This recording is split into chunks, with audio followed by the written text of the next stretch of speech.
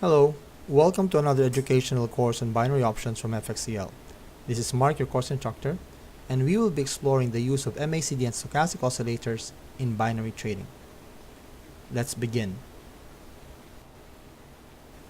One of the most classic approaches in indicator-based trading is using the stochastic oscillator and the MACD indicator.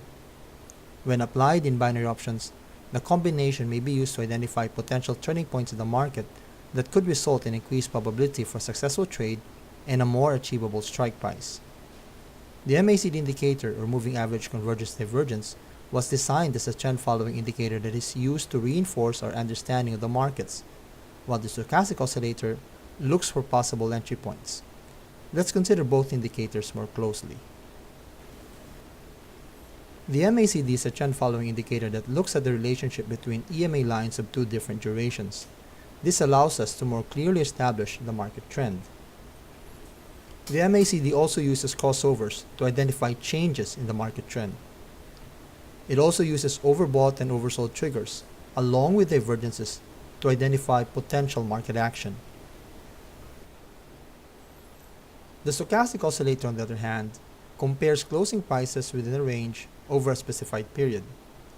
It uses %K and %D crossovers as a trigger for entering the market. Triggers for entry signals can come from above 80 or overbought, or below 20 oversold conditions. Changes in the primary trend can be identified by crossover between the MACD and the signal line. The histogram represents the difference between the short-term and medium-term EMAs in our main line, while the red dashed line is the signal line or our filter.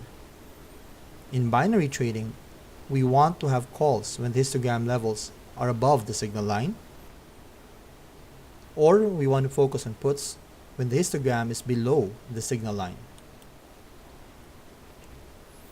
If the gap between the histogram and the signal lines are roughly steady, this indicates a more predictable behavior of the market, thus increasing the possibility of us getting a winning trade. To reiterate, when we have the MACD indicator above the signal line, our focus in binary trading will be on placing call orders. And when the histogram, your MACD indicator, is below the signal line, our focus will be on placing puts in the market.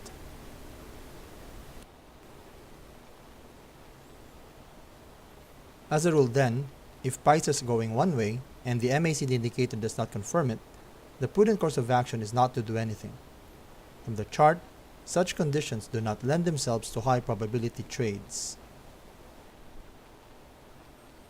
As in our previous video, adding a stochastic oscillator helps increase the probability of taking the right trade. Using this method, we start by identifying the trend. We look for higher highs and higher lows in a bull market, or lower lows and lower highs to say that we have a bear market. Next, we check whether the MACD indicator confirms the existence of a bullish or bearish trend. Note, we want both the MACD indicator and your price action signaling the same market direction. By adding a stochastic oscillator, we can then identify potential entry points that gives us a higher probability trade. The same approach applies when dealing with a bear market. Consider our charts where we have two periods where the MACD and price action are telling us that market is bearish. We then add a stochastic oscillator and use bearish crossovers to identify potential areas for placing puts. Thank you for watching. Tune in next time where we will examine more indicators and how they're used in binary trading.